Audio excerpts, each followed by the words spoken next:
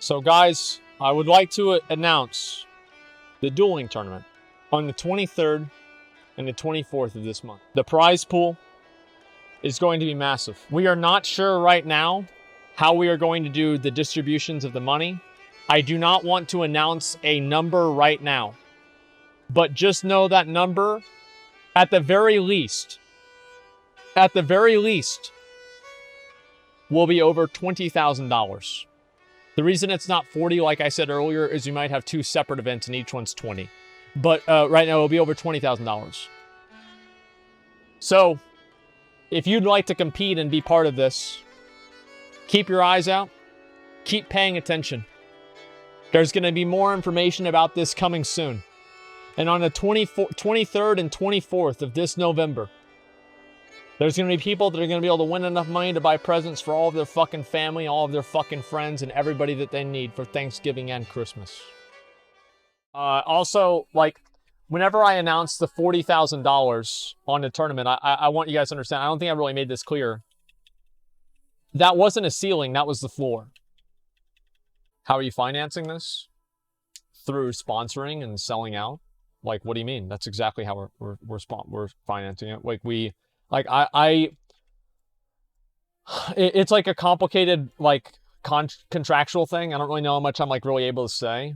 So I don't want to get into, like, really specifics, but just know it's being taken care of, okay? Will non-streamers be able to participate in it? In a perfect world, yes. Now, how is that going to look? What is that going to look like? I don't know yet. I think that we'll find out once we actually start doing it, okay?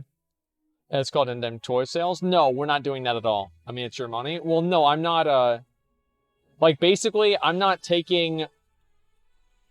I am probably going to be putting in... Yeah, let's pull these. I'm probably going to be putting in at least, like, probably a few $1,000s of, like, my own money, especially if you want to count, like, paying for production costs, etc. So it's not like it's all, like, sponsorship money. Like, for the other tournaments that I did, right? That was all my money. Like, nobody else helped me pay for that. I had no sponsors. Like, I put the money up myself. Actually, no, that's not true. Tally, I remember Tally donated $1,000 to the tournament, too. So, shout out to fucking Tally. We cannot forget that. But, besides that, like, I put up the $2,000 for the tournament and everything like that. A few thousand more than Blizzard. It actually is kind of funny that I actually put in more money towards my prize pool for my tournament than Blizzard did for theirs. I feel like Blizzard swept this under the rug without giving their official statement. Unfortunately, crowdfunding will never be supported by the community again, which ultimately loses them money, but whatever. All right, Durian, what is this? Official statement, WoW Esports prize pool fiasco, TLDR. Let me read this real quick. As a GM of Method and a long-standing representative of our WoW Esports community and teams, I was asked to make a statement by several of our players regarding a few issues at BlizzCon 2019. These feelings and thoughts are my own, and while they're supported and were encouraged by our players, they may not be shared by all who are signed to a Method organization. I was incredibly concerned and disappointed when WoW Esports announced that the AWC/MDI prize pool at BlizzCon was going to be fully funded by fans and no contribution being made by Blizzard themselves. WoW Esports competitors have had to deal with earning significantly less than their competitors at BlizzCon for many years, and so it was embraced enthusiastically by the players and fans that when Blizzard announced earlier this year that the $500,000 combined AWC and MDI prize pool would be supplemented by the 25% total sales of the new toys in World of Warcraft, the split would be 12.5% per esport under the WoW Esports umbrella. Players and their support teams, whether it be organizations like Method or their families and friends, began actively campaigning in their streams, social channels, that's Twitter, by the way, and other means to encourage the sale of these toys. It's impossible to know how many of the 2.6 million toy sales were generated by these players, who thought for the first time that they were going to be able to perhaps have a combined prize pool of close to the $1 million level that has been the standard in other Blizzard esports. For the record, if Blizzard maintained their original $500,000 prize pool and then added the $660,000 from toy sales, WoW Esports would indeed have seen a $1.1+ million prize pool. It is my personal hypothesis that this is exactly what caused the backtracking. Blizzard couldn't allow AWC or MDI to have a bigger individual prize pool than Hearthstone Grandmasters, Overwatch Cup, or StarCraft 2. In a 12-month span that featured the agony of cost-cutting and layoffs that rocked the Q4 2018 and Q1 2019, followed by the ecstasy of a record-breaking 2019 Q3 thanks to WoW Classic, Activision perhaps saw a way to cut their cool $500,000 off the Blizzcon budget that would pay out to players in Q4 2019 and preserve the big boy status of its other esports. Axe their contribution to WoW esports prize pool. Regardless of whether my hypothesis is wrong or right, the result was still the same. Trust was violated between Blizzard and the players and community. It was a bait and switch that left many of the players and their management teams reeling in the private WoW esports Discord. Some players immediately took to social media, others chose to keep their head down and focus on practice. This was announced just days before BlizzCon. I want to be clear that I do not think any of the WoW esports team at Blizzard had any say at all in this, and that they were faced with the nauseating task of sharing the prize pool breakdown news with the players and then acting like nothing was wrong to the best of their abilities. Furthermore, they had to face the players in person that same day at the Blizzard HQ for Media Day, and they did it professionally and with as much grace as possible in the face of a lot of outrage and frustration. I can only speculate that cost-cutting from Activision also led to several other disappointments and frustrations for WoW esports competitors at BlizzCon this year. Briefly, this is what happened at BlizzCon here. Let's go ahead and take a look at this. Briefly, facilities for players were severely lacking. Only one day of practice facilities were provided to players before competition commenced Thursday, October 31st. Players were flown in on Sunday. No food was provided except one lunch until Wednesday, and players had to scramble to book PC cafes out of pocket, sometimes traveling up to 30 minutes each way by Uber to ensure that they weren't sharing a cafe with competing teams. These were not set up to be soundproof, for example. Many teams were forced to practice alongside other teams due to the availability. Once the practice facility was open, chairs were uncomfortable, minimal snacks and drinks were provided, and the meal options were non-existent for those with special diets. Time-based breakfast coupons meant that some teams and casters missed that meal entirely if they couldn't show up to their scheduled window to eat. Opening week was deleted. Matches were not streamed. Fans who contributed hundreds of thousands of dollars to support these players could not even watch the opening rounds for the AWC or MDI, which were condensed to one day offline on Thursday, the day before BlizzCon. Teams had to play these rounds surrounded by other teams who were playing and practicing.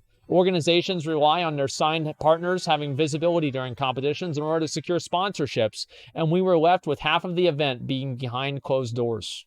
The opportunity for these players to grow their personal brands by having their matches streamed was cut in half. Don't underestimate the importance here. WoW esports does not pay enough on its own for it to be a full-time job. Most who chose the path of being a pro player in WoW need sponsorship and/or streaming to support themselves.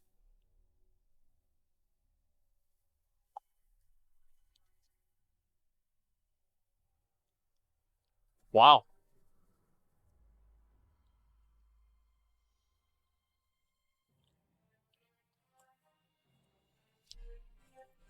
Wow. Wow. Well,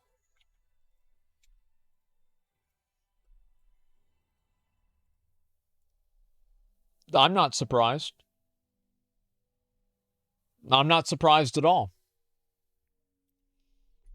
This is the exact kind of stuff that we've been led to expect from Blizzard nowadays. These are the kinds of decisions that we've been expected to deal with. And the soullessness of the corporate entities that are controlling Blizzard and making them cause these decisions are becoming more and more transparent every single day. The fact is that Blizzard, they're pinching pennies and losing dollars.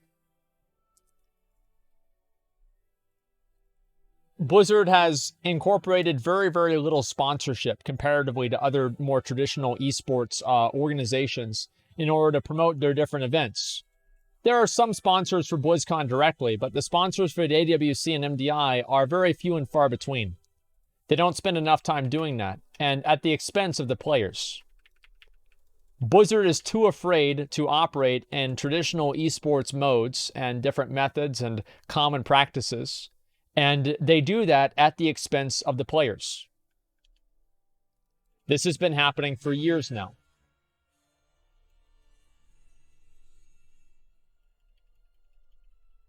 At this point,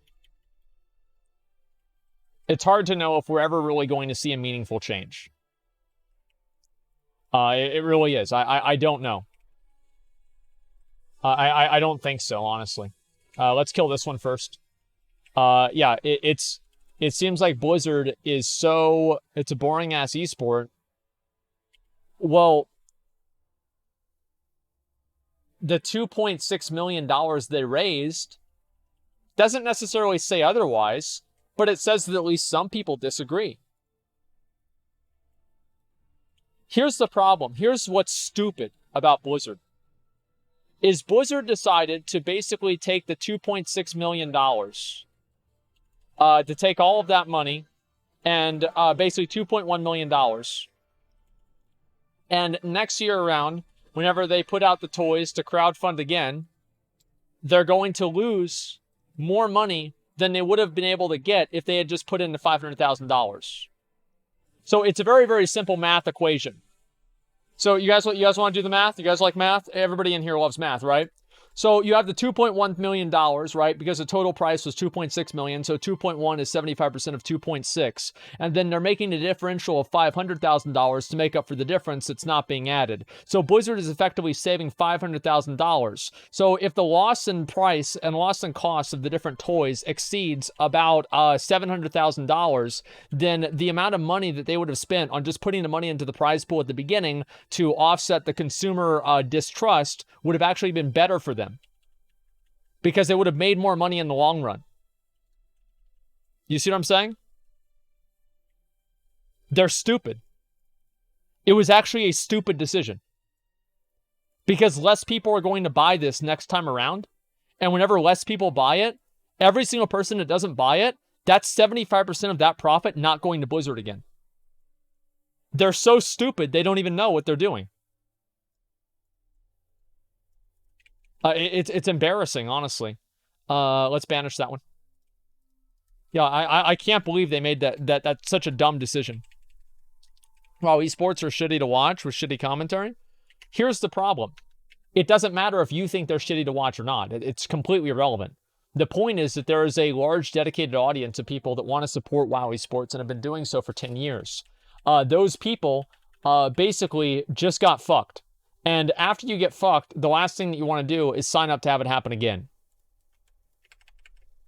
So that's what that's my concern, okay?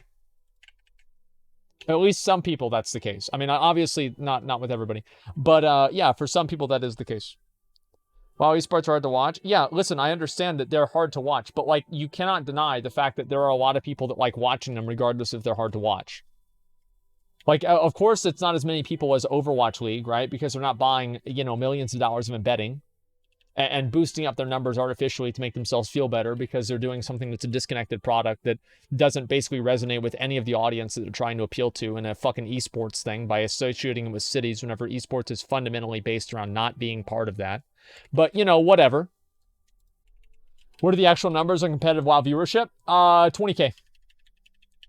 20K viewers.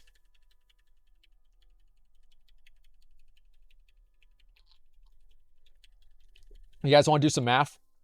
How much do you think a sponsored stream is worth for 20,000 viewers? An advertisement in front of 20,000 people. How much do you guys think it's worth? Per hour.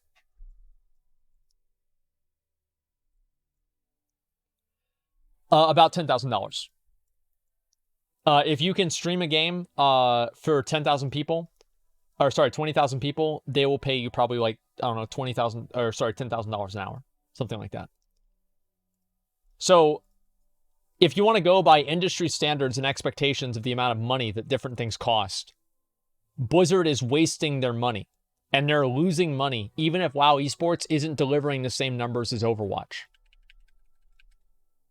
Because what I'm saying is that Overwatch might still be more profitable, but it doesn't mean that WoW isn't profitable.